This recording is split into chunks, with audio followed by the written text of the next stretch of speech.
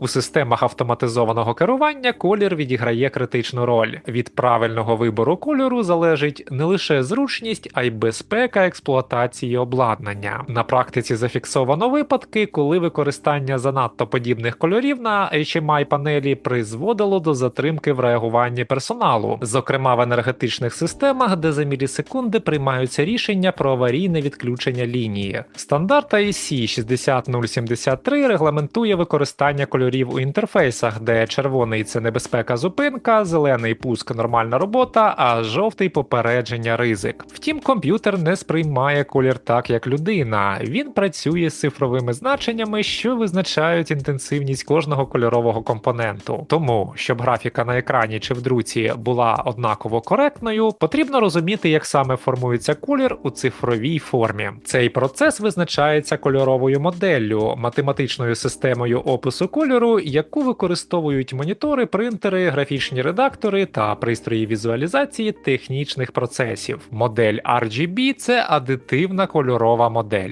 Вона базується на принципі змішування світла, де колір утворюється шляхом додавання трьох базових променів – червоного, зеленого та синього. Ця модель є основною для всіх екранів, моніторів, проєкторів і будь-яких пристроїв, які випромінюють світло. Кожен піксель екрану складається з трьох субпікселів – червоного, зеленого і синього, інтенсивність яких задається числами в діапазоні від 0 до 255. Модель RGB визначена у стандарті IEC 61966-21, який є стандартом кольорового простору для інтернету, офісної техніки та побутових дисплеїв. У моделі 8-бітний колір, стандартний для більшості екранів. Він дозволяє 256 варіантів на кожну з трьох складових, тобто 256 на 256 на 256 дорівнює 16 мільйонів 777 тисяч 216 можливих кольорів. У схемах із RGB світлодіодами кожен колірний канал зазвичай керується окремим джерелом сигналу, яке подає імпульси певної тривалості. Це реалізується за допомогою широтно-імпульсної модуляції. Тривалість імпульсів визначає середню потужність, що надходить на світлодіод, а отже і його яскравість. Змінюючи тривалість сигналів для кожного з трьох каналів, мікроконтролер формує бажаний колір. Наприклад, повна тривалість для всіх трьох каналів дає біле світло, а відсутність сигналу – чорне, тобто вимкнене. На практиці це означає, що RGB-модель кольору є цифровим мікшером, де кожен канал працює як окремий повзунок або потенціометр. Значення кожного параметра визначає ступінь яскравості компоненти, а комбінація всіх трьох – фінальний відтінок. CMYK – це віднімальна кольорова модель, яка використовується в поліграфії та всіх типах друкованої продукції. Її принцип роботи базується не на випромінюванні світла, як у RGB, а на поглинанні його частин різними пігментами. Cyan або блакитне чорнило поглинає червоне світло. Візуально ми бачимо суміш зеленого та синього, це приблизно бірюза. Magenta, тобто пурпурне чорнило, поглинає зелене світло. У результаті утворюється червоне з синім і виглядає як малиновий. Yellow, жовте чорнило, поглинає синє світло. Візуально залишається червоне з зеленим, що ми сприймаємо як жовтий. K або чорне чорнило поглинає всі кольори. Його додають для глибини, контрасту та насиченості тексту або тіней. У теорії змішування Cyan, Magenta та Yellow у повній насиченості має дати чорний, але в реальному світі через обмеження фарб і паперу результат темно-коричневий або брудно-сірий. Тому додається окремий канал K для насиченого чорного кольору. Чому ж K це чорний? Літера B вже зарезервована для синього, тобто Blue в моделі RGB. Літера K від ключовий колір. У друці саме чорний є основним для контурів, тексту, штрихів. Зокрема, в багатьох принтерах чорне чорнило витрачається першим. Якщо RGB – це передача сигналу на дисплей, то CMYK – це процес накладання шарів пігменту на фізичний носій, як от папір. Уявіть це як багатошарову паяльну маску на друкованій платі, коли кожен шар додає щось, що змінює зовнішній вигляд цього пристрою. Так само і CMYK. Кожен колірний канал – це шар фарби, який модифікує фінальне зображення шляхом часткового поглинання видимого спектру. Палітра – це обмежений набір кольорів, який може бути використаний у зображенні або програмі. Її роль – це оптимізувати відображення або зберігання графіки за обмеженим обмежених ресурсів.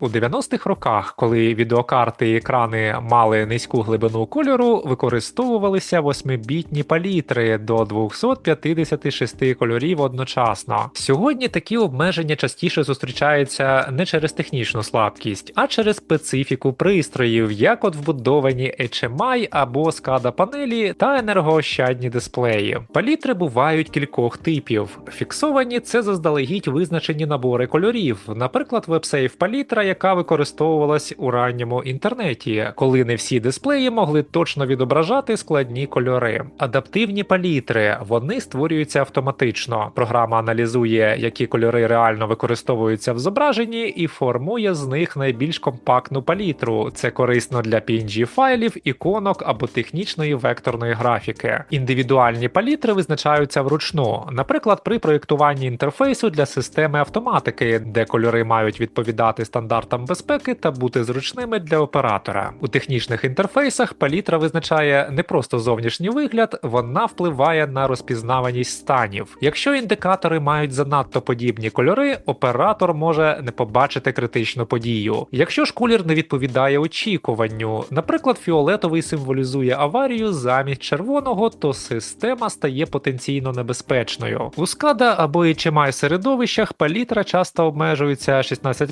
або 256 кольорами, і цього достатньо для інформативного інтерфейсу, але лише за умови обережного добору кольорів. Часто палітра адаптується під стандарти, наприклад, IEC 60204.1 або ISO 924112, які визначають, що червоний – це небезпека, зелений – дозвіл, а жовтий – попередження. Застосування цих принципів у палітрі – це не естетика, а інженерна відповідальність. Палітра виконує візуальну роль, подібну до маркувальних кольорів на проводах. Вона структурує сприйняття інформації, зменшує ризик помилкової інтерпретації і допомагає швидко орієнтуватися в інтерфейсі, особливо в умовах аварійного сценарію. Роздільна здатність. Вона визначає, скільки пікселів вміститься в зображенні або на екрані. Чим більше пікселів, тим більше деталей може бути передано. Це один із ключових параметрів будь-якого зображення, особливо технічного. Роздільну здатність зазвичай виражають через два числа – кількість пікселів по горизонталі та вертикалі. Наприклад, 1920 на 1080 означає, що екран має 1920 пікселів у рядку і 1080 у стовпці. Але самі ці числа ще не дають повної картини. Таке зображення на великому моніторі виглядатиме деталізованим, а на маленькому надмірно щільним або навіть сплющеним, якщо масштаб задано неправильно. Для друку існує ще один параметр – щільність розміщення точок або DPI. Це одиниця, яка визначає, скільки точок друковане зображення містить у кожному дюймі. Стандартна якість для екранів 72 DPI, а для друку 300 DPI і більше. Якщо подати файл із роздільністю 72 DPI на офсетний друк, то результат буде розмитим, графіка нечіткою, а текст важким для читання. Для інженера це не абстрактне поняття. Наприклад, коли технічне креслення експортується в PDF або растрове зображення, потрібно перевірити, щоб його роздільна здатність дозволяла розпізнавати умовні позначення, дрібні написи та шрифти. Якщо зображення збережено у низькій якості, то воно може втратити технічну цінність, і це може призвести до неправильного складання, монтажу або помилок під час обслуговування. У середовищі SCADA або на вбудованих дисплеях типу 800 на 480 роздільна здатність обмежується фізичними властивостями панелі, тому дизайн інтерфейсу має враховувати масштаби, не перевантажувати екран дрібними елементами, використовувати крупні шрифти, достатній контраст кольорів та інформативні піктограми. Також важливо розуміти відмінність між фізичною та логічною роздільною здатністю. Наприклад, деякі дисплеї використовують масштабування, тобто виводять 800 на 480 пікселів, хоча реально мають більше або менше, і неправильне врахування цього призводить до спотворення зображення або розмитості. І на завершення, коли ви готуєте інтерфейс, то думайте як інженер, але й бачте як користувач. Дотримуйтесь стандартів кольору, роздільної здатності і контрастності, бо це не естетика, а техніка безпеки. І пам'ятайте, що навіть цифрова кнопка повинна бути зрозумілою, натискання якої не призведе до помилки.